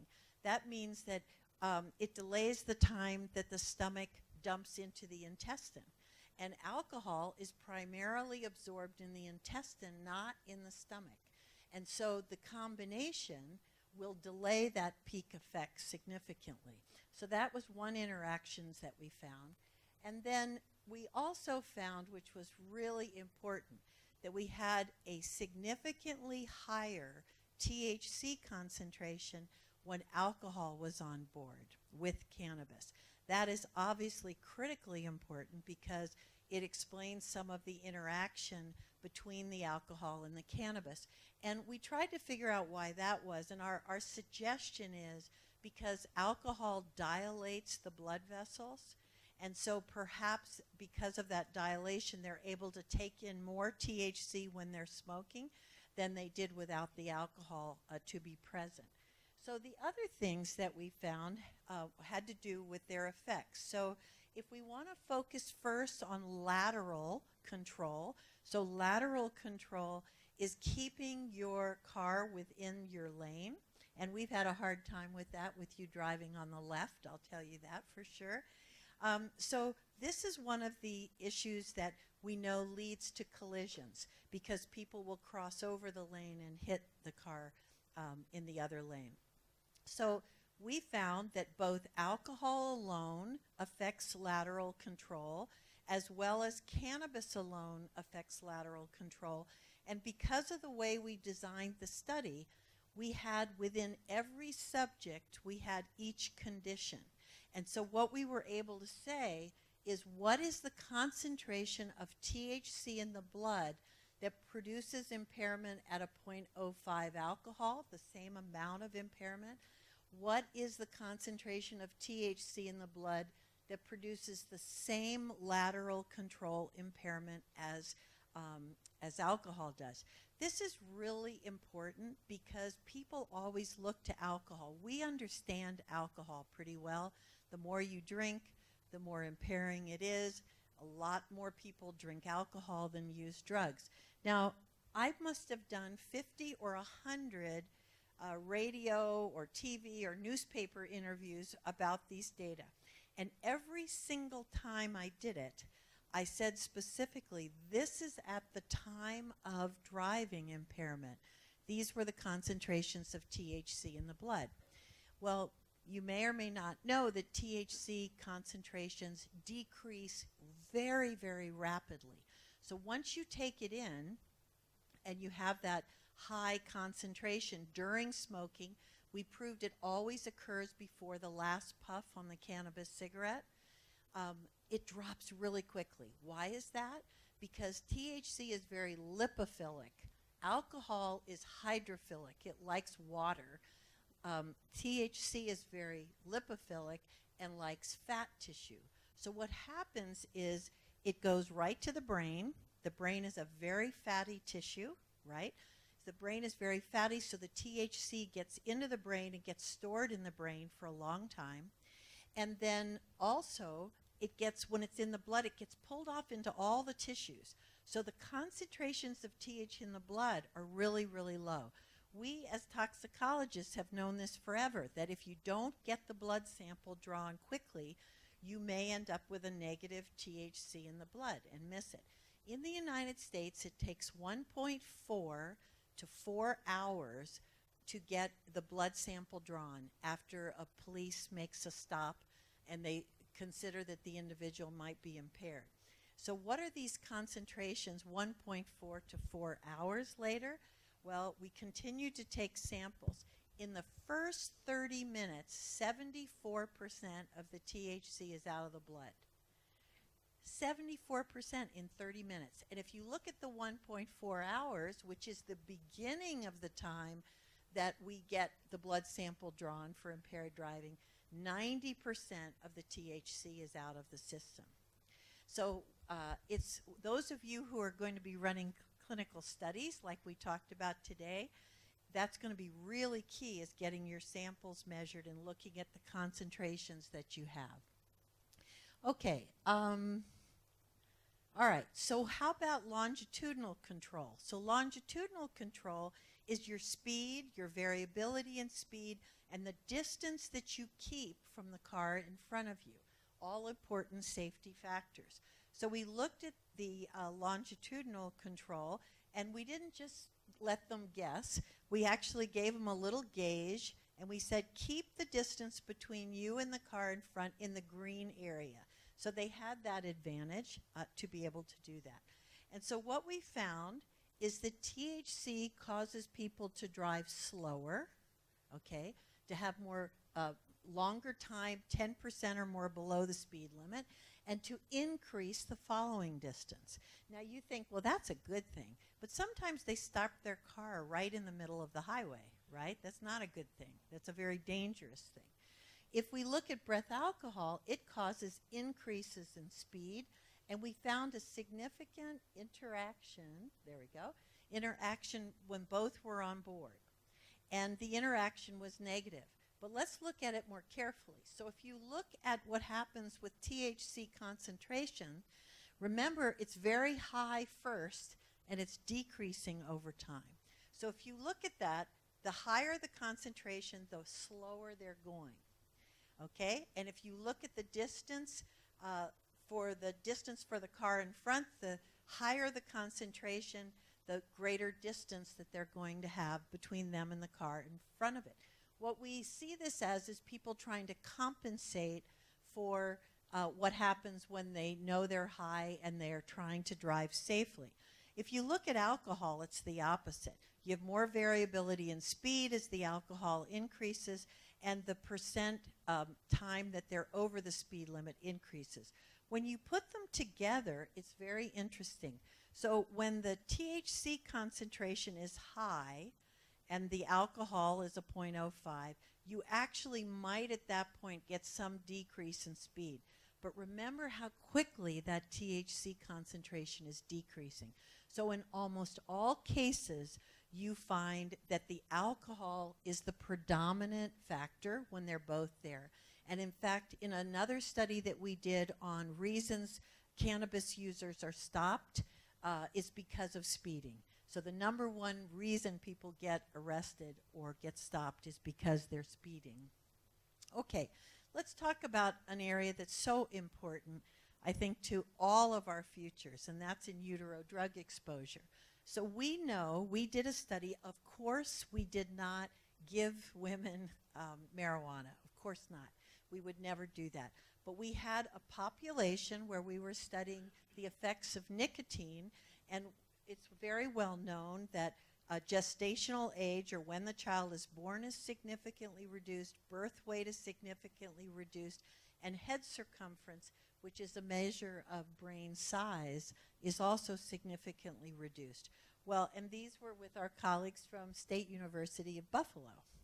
And we had enough women who also used cannabis that we separately showed that cannabis significantly decreases birth weight, head circumference, and birth length. So we know that there are effects that occur at birth, and they're related to growth parameters. But what about more over time? So in Canada, they had a wonderful cohort of women who, and a large cohort, who were middle class and who were Caucasian, low risk in Ottawa, and they smoked during pregnancy. And they found no differences for the first 4 years. But after age 4, they started to find behavioral problems, language comprehension problems, decreased sustained attention and memory. This to me is shocking. 11 years after the children are born, they still have smaller head circumferences. This is key. And then they followed these kids up to the time they're 18 to 22. They found altered neural functioning, and they did functional magnetic resonance imaging and could see significant changes that long after last use. The other thing that they found that I don't have up here is they found increased substance use dependence, increased use of cannabis. But you really have to take that with a grain of salt, because their parents thought it was okay to use during pregnancy. So maybe the upbringing in the home also was a factor. Maybe the exposure was not the key factor. Now, what's really important about this is we have a second cohort that, a very large cohort that is in Pittsburgh in the United States, and it was high-risk, low-income minority women. And basically the same kinds of things that we saw in the population in Canada, we're seeing in the population in Pittsburgh. So we know it has long-lasting effects. And in fact, one of the areas that I thought is so interesting and not my area of expertise is in the genetics. And they've actually shown different changes in the substances that surround the DNA and that are passed on from generation to generation. So this is frightening and needs a lot more research to see whether those characteristics not only go to the infant that was exposed in utero, but further on to other generations. The New Zealand study is very well known. More than 1,000 people were followed from the age of 13 to 38. They asked many, many questions about their use of cannabis and when. And what they basically found out was that the more you use cannabis, then more likely you were to be welfare dependent, more likely to be unemployed, and also less likely to finish a college degree. They also looked at IQ, and they related the amount of cannabis use to IQ, and they showed a significant reduction in the IQ of individuals who were found to use cannabis frequently and to be dependent. Also, there's other studies that look at the actual structure of the brain, and they've shown that children and adolescents who are using a great deal of the drugs, not occasionally, but frequently using the drugs, actually have changes in the structure of the gray matter of the brain. So I like to think I spent the first half of my career studying acute cannabis exposure, and I think we really contributed a lot, but I really wanted to study the chronic frequent cannabis user, because that's the person that's going to be most affected. And for ethical reasons, for medical reasons, and for, frankly, financial reasons, we're never going to give people as much drug as they take themselves and for as long as they take it. So after 15 years, I finally said, all right, I'm going to take the heaviest users, and I'm going to bring them in at 9 or 10 o'clock at night to our closed research area, and I'm going to study what happens in these individuals over the next 30 days. And so we did that, and what's really interesting about this study is that I had said, and everybody else who had studied cannabis, we all said that THC is detectable after use for maybe 24 hours, but at low cutoff levels. But maybe 6 hours would be about the time that we expect to detect it in most people. And guess what we found? I could measure THC in the blood of these chronic frequent cannabis smokers for 30 days. 30 days. We were all wrong, and we didn't understand how much THC can get stored in the body. It's not the inactive metabolites that are stored, it's the active THC that is stored. And it's stored in the brain because the brain is a very fatty tissue. And in fact, there's a very important study out of France where they measured motor vehicle fatalities, and they proved you could still find THC in the brain when you no longer could find it in the blood. And so this really shocked people all around the world and researchers. And I was really lucky because down at the National Institute on Mental Health, they were developing a new brain ligand. That's a chemical that will bind to receptors in the brain, and they were trying to do it with a particular receptor, but lucky for me, they developed one that bound to the cannabinoid receptors in the brain. And so they called us up, they knew about our research, and they said, let's do some studies on what happens in the chronic frequent cannabis users. So we had 30 cannabis smokers. They'd been smoking for on average 12 years and about 10 joints or blunts per day. We don't, in Baltimore, people don't smoke joints, they smoke blunts. Do you know what blunts are? Okay, so blunts, they take a great big cigar and they hollow it out and they pack it with cannabis, okay? Usually they don't smoke the whole thing themselves. They take 1 or 2 puffs and put it out and come back, or even more so, they pass it around a group of people who share it. We had 28 healthy subjects who used less than 10 times in their life, and this is what we found, and this is one of the true objective measures of what happens in the brain of chronic frequent cannabis smokers. So each one of these down here is a particular area of the brain, so the anterior cingulate cortex, the amygdala, the insula, and many more. When you see the black bar, that is the density of cannabinoid receptors in that area of the brain of non-users.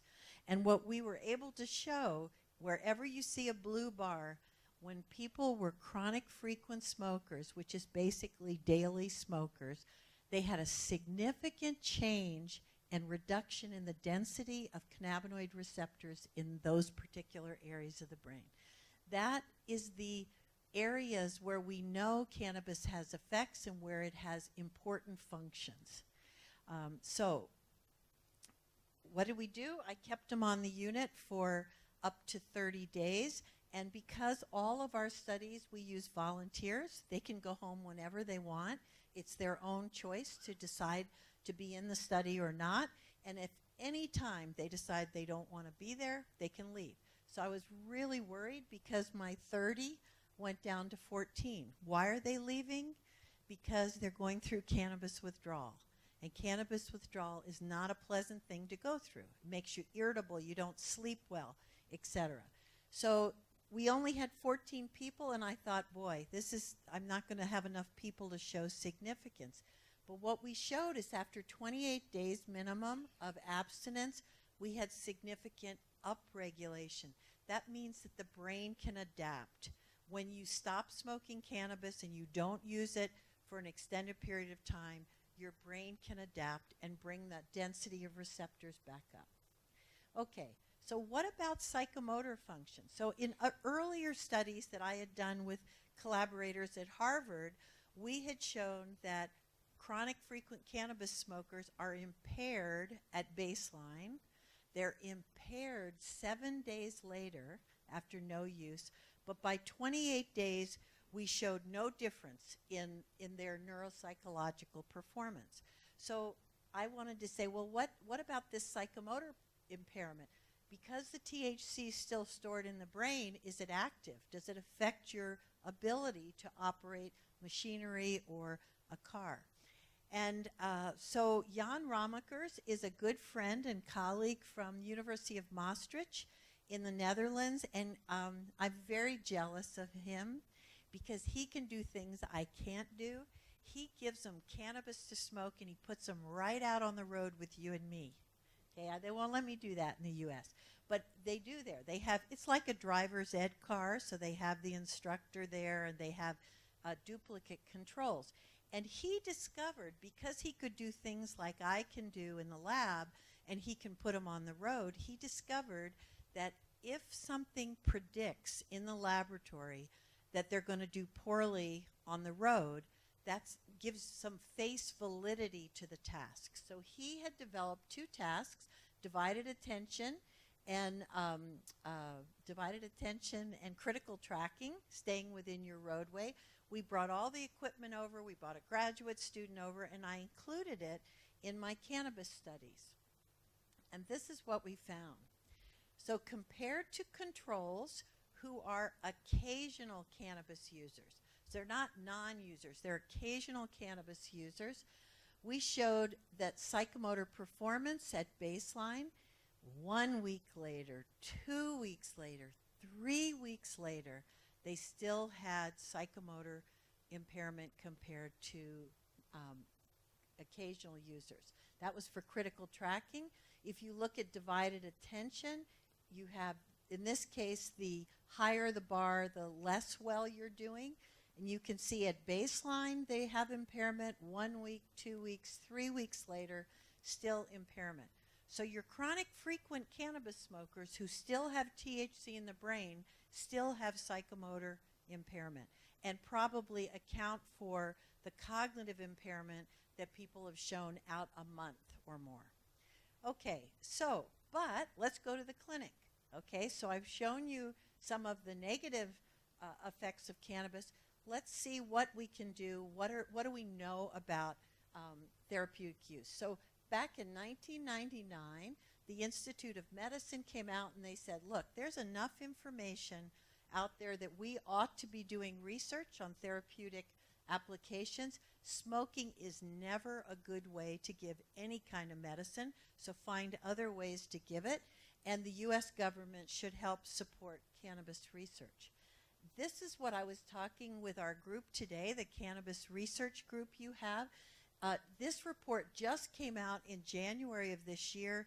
It's an excellent, excellent tool to tell you where we are with medicinal cannabis right now.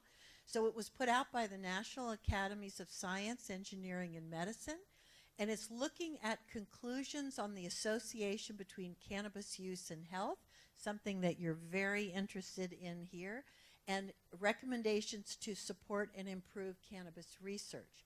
So the way that I put this together is just it's about a 100-page document, but they said there is conclusive or substantial evidence that cannabis or cannabinoids are effective for the treatment of chronic pain in adults, antiemetics in treatment of chemotherapy-induced nausea and vomiting, and in improving patient-reported multiple sclerosis symptoms. Notice that that's patient-reported. I'll show you later. Whoops. Oh, I didn't see that it went. Okay, sorry. Okay. It has a mind of its own. What's happened to this? Okay, moderate evidence that cannabis or cannabinoids are effective for improving short-term sleep outcomes in people with this variety of different conditions. There's limited evidence that cannabis or cannabinoids are effective for HIV/AIDS, which is very interesting because that's one of the approved indications in the U.S. for synthetic THC. Interesting, limited evidence on clinician-measured multiple sclerosis spasticity, so patients felt it helped them more than their physicians did. Very little help on Tourette's syndrome, but with THC capsules. Very little evidence on anxiety symptoms in people with social anxiety disorders. That was looking at cannabidiol. And very little evidence. We have a lot of people trying to say that cannabis is helpful for post-traumatic stress disorder. And I know Sophie told you earlier that I'm on the World Anti-Doping Agency Prohibited Drug List Committee, so we make the list of all drugs that you can't use in the Olympics, and your wonderful Usain Bolt did not use those compounds, which he's an amazing sportsman. But one of the things we know in animals is that cannabis helps you forget negative adverse events. So it's used a lot by sports people, because if you're a skier going down a mountain as fast as you can and you have a terrible crash and you're very injured, when you have to get up there and do it again, you're thinking about what happened to you the last time you did it. And if they use cannabis, they say it helps them forget those negative experiences and lets them go out and be able to compete. Interesting.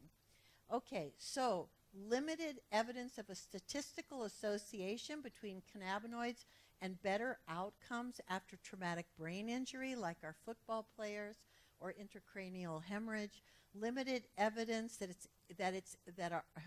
limited evidence that cannabis or cannabinoids are ineffective. So this is saying it doesn't say that they don't work for a dementia, intraocular pressure, and depressive symptoms in individuals with chronic pain or multiple sclerosis.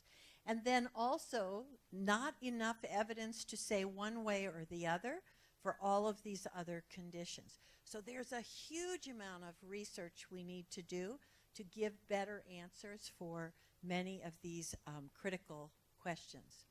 So I think we've probably seen enough of these, but I'm going to provide this to the research group to make sure that you have this available to you. So Wilkinson looked at the whole issue of medicinal cannabis, and he said he's very positive on medicinal use, but he said there's some critical factors. The public thinks marijuana use has no danger, and that absolutely is not true. People need to know the pros and the cons and make decisions. There's an increase for psychosis in vulnerable individuals. We know that if people start at a young age, you can have reduced IQ. Many of the systems that are in place do not keep it out of the hands of young people. So that's key, is when you develop a system to make sure that young people can't get it. And then they said, like any other medicine, it ought to be approved by our Food and Drug Administration. I'm sure you have a counterpart. Produced by good manufacturing practice. Go back. Go back. It's really going on its own. Okay. And also to make sure that it's dispensed in a safe and conventional route. Nora Volkow is the head of the National Institute on Drug Abuse, my boss for many years. She says 12% of Americans greater than 12 years have used cannabis in the past year. 17% of those will become dependent on cannabis if they start when they're a teenager, and almost half of people if they use it daily. It will have effects on brain development and connectivity between those neurons, and it's the most impaired drug, the illicit drug in impaired driving cases. But here are where she thought the most potential therapeutic benefit was: glaucoma, nausea, AIDS, anorexia, pain, inflammation, epilepsy, and multiple sclerosis. So these are important public misconceptions. People think cannabis is not addictive. It is addictive if you use it a lot and you start young. They think it doesn't affect cognitive or psychomotor performance. It does. Okay, we know that, so we have to think of ways that we can mitigate these. Cannabis use during pregnancy does not harm the fetus and the developing child.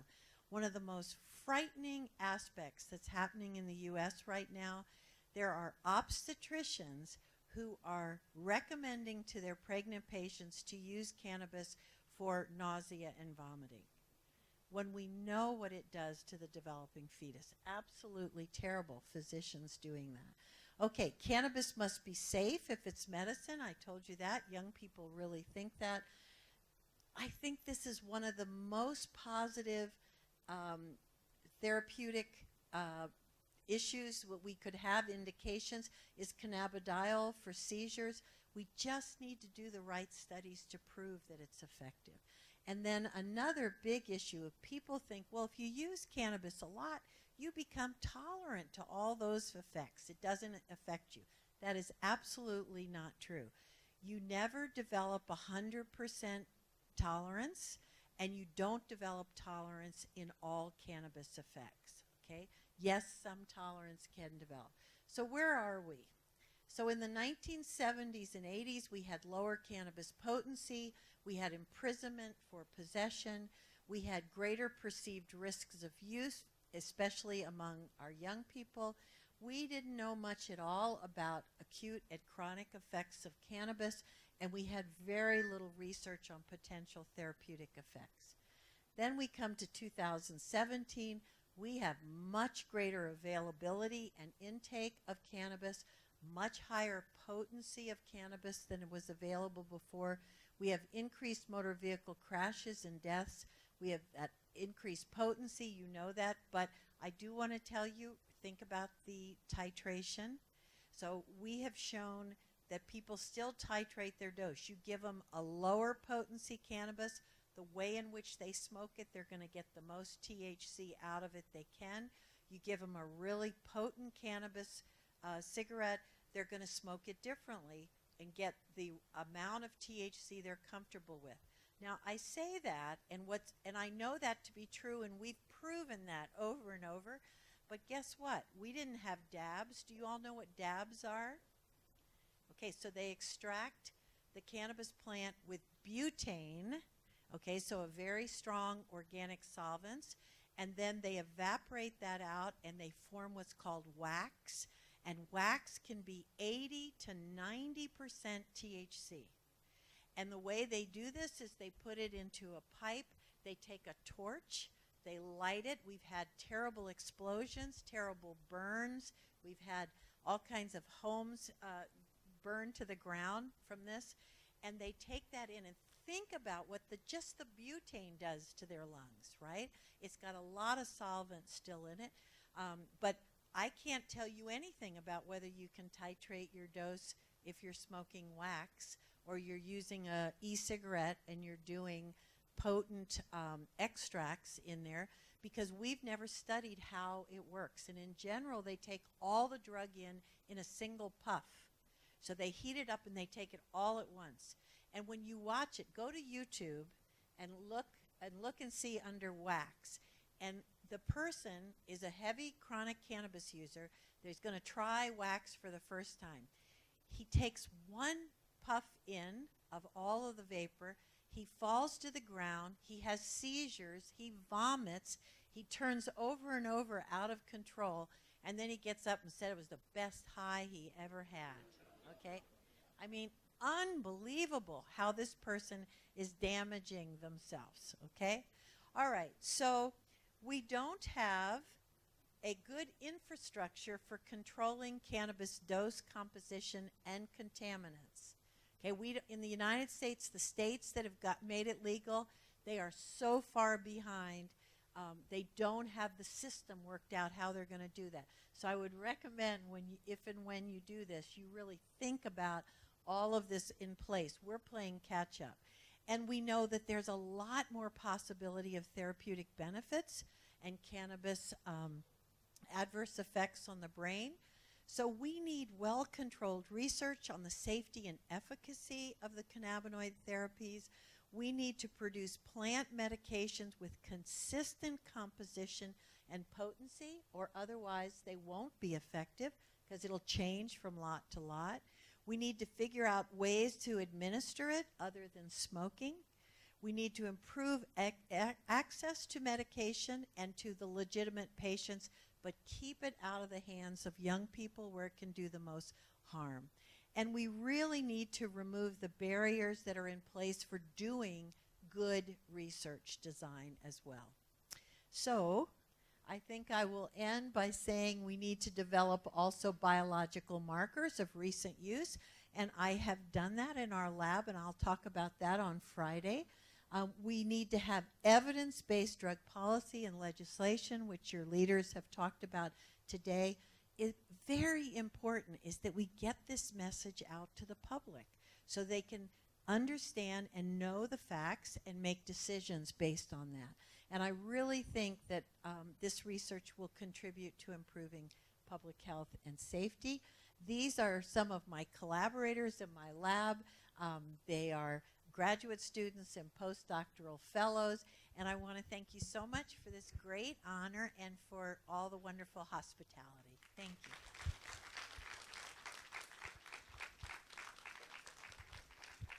Thank you.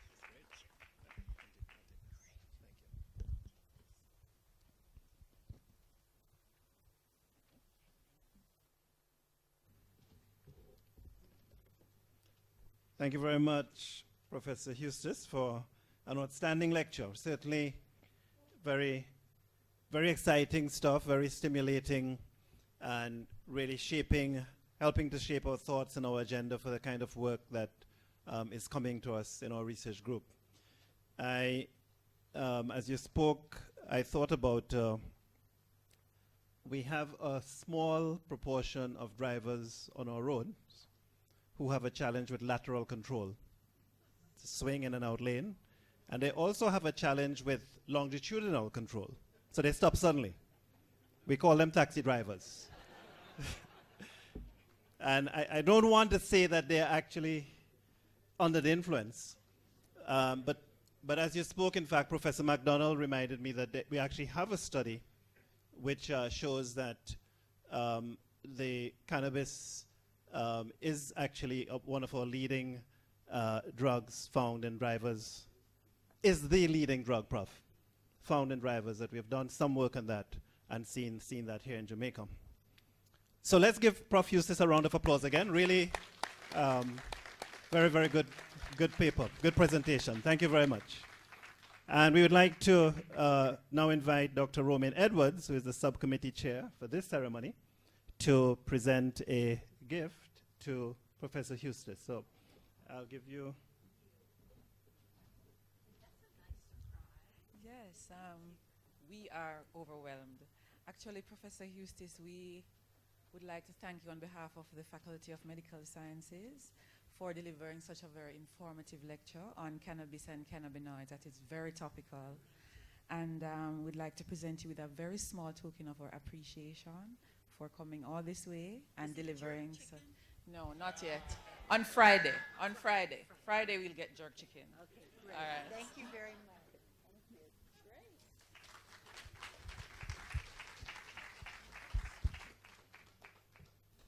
Great. Thank you, Dr. Edwards. So it's just left for me to invite the chair of the organizing committee for the conference, Professor Paul Brown, to bring the vote of thanks. And right after Professor Brown gives the vote of thanks, you are invited to a reception on the outside. I have one caution, that you take time in eating the brownies. 10% at a time, 1/10 at a time. Prof. Brown.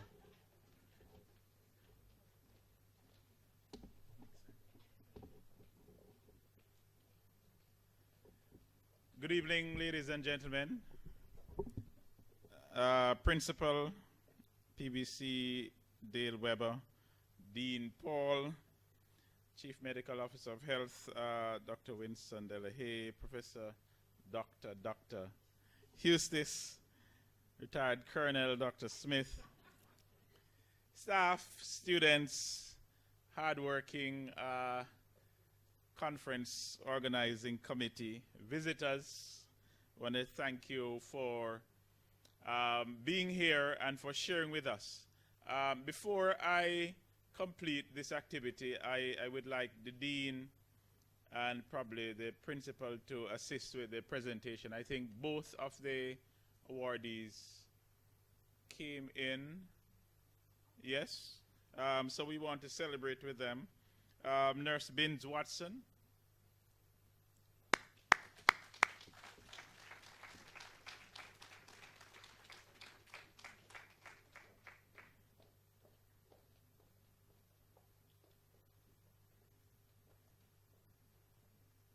Yes, please, in the middle.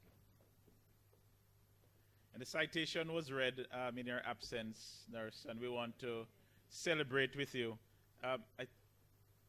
The dean and the principal, I think we want you, yes, to be with, yes, in the picture. I don't need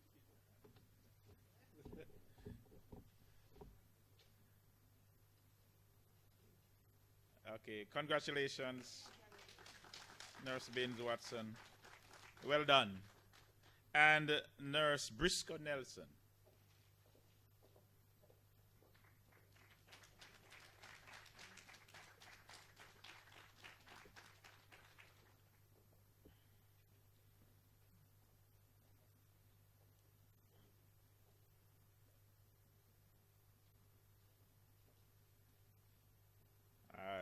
Good, great. Thank you very much. Congratulations.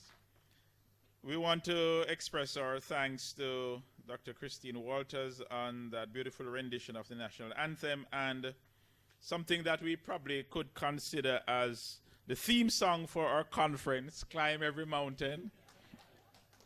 Given that many of the good stuff is cultivated on mountainous regions across Jamaica, or on plains, whether it is on certain floors of a certain 5-story building, which will remain nameless. To our dean, ably chairing tonight's proceedings on his maiden voyage, congrats. And we want to recognize our former dean, Horace Fletcher, who started the ball rolling for this year and has served for many years in terms of being the one who drives us to ensure that we have a quality product every year. Our principal, level-headed comments, as usual, on such an inflammatory, sometimes inflammatory, controversial topic, and also his constant support for research in the Faculty of Medical Sciences, and particularly in this case, championing the drive for cannabis research. Thank you, sir. We want to thank the Chief Medical Officer of Health, Winston Delahaye, for representing the Minister of Health and giving greetings.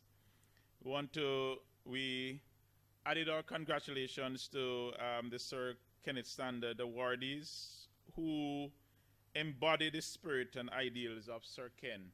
Congratulations, and keep up the good work in your respective areas. See that the southern region is being well represented this year. Dr. Sophie Turfus for introducing our speaker. What? Hold it. Professor Dr. Marilyn Eustace, who is our distinguished Sir Kenneth Standard lecturer, spoke about the highs and lows of cannabis use. And we found out that cannabis users are scientists in their own right. They do their titrations, something that we try very hard to get our undergraduate students to do well. She spoke about the drugged driving aspect in the presence of cannabis and alcohol. That is something that I learned tonight. And the in utero effects and the outcomes for children, and certainly the chronic uses well after there is withdrawal of the actual drug. And so we are in store for a lot more as we have completed this second part. It's really the second part. This is the official opening. We started on Sunday with our ethics seminar. We have the opening tonight.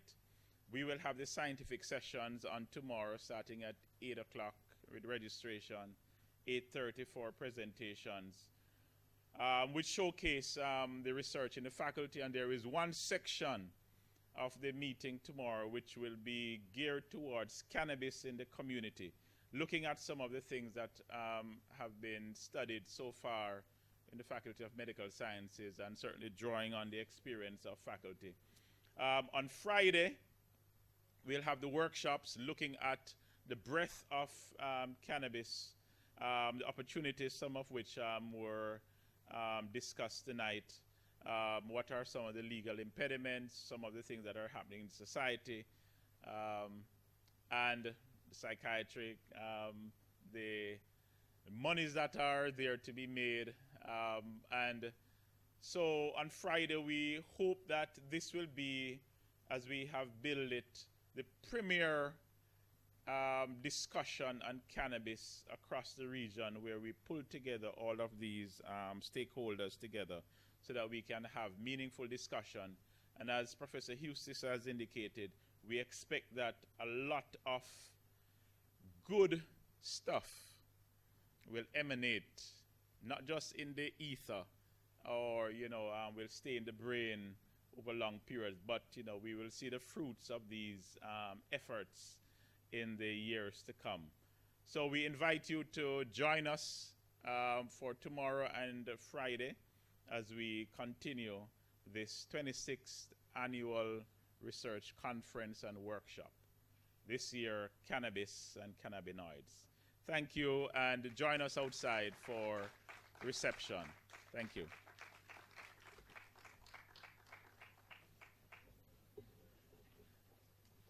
Run it, selector.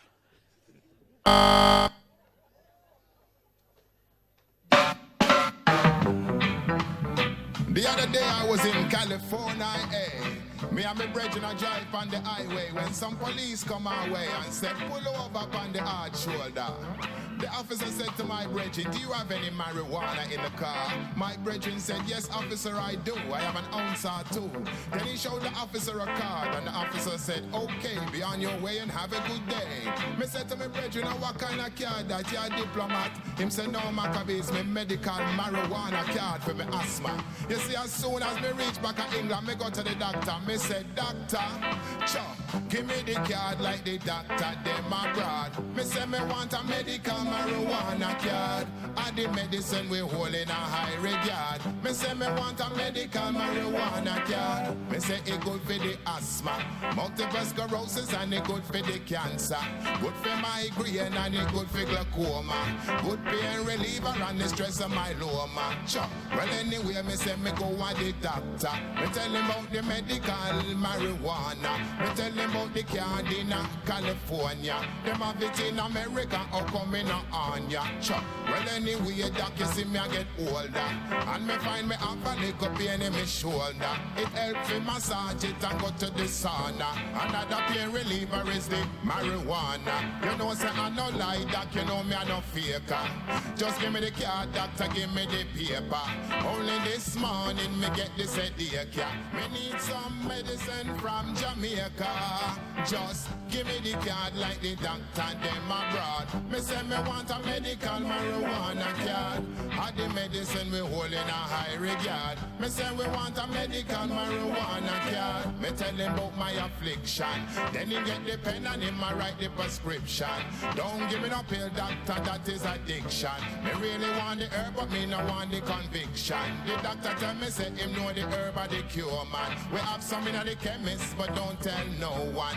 Don't feel no way, doc, I don't want your one. Me have me wanna come from Westmoreland. So just give me the card like the doctor, them abroad. Me say me want me medical marijuana card. Had the medicine we hold in a high regard. Me say me want me medical, well I'm not joking. Come marijuana's not just for smoking. Had the real medicine for we. You can smoke it, eat it, rub it, or drink it as tea. Ooh-wee. People not taking it just for the thrill. Them prescribe marijuana for the terminally ill. Good for the stress, man, it help you for chill. Drink it or you smoke it, man, you take it as you will. Pharmaceuticals, them not like that still. All them want you do is take pill, pill, pill. Then for them pocket just fill, fill, fill. Ting-a-ling-a-ling-a-ling is what you hear from the till. Me say, give me the card like the doctor, them abroad. Me say we want the medical marijuana card. Had the medicine we hold in a high regard. Me say we want the medical marijuana card. It's in America, why not in a yard? Me say we want the medical marijuana card. Medical marijuana card.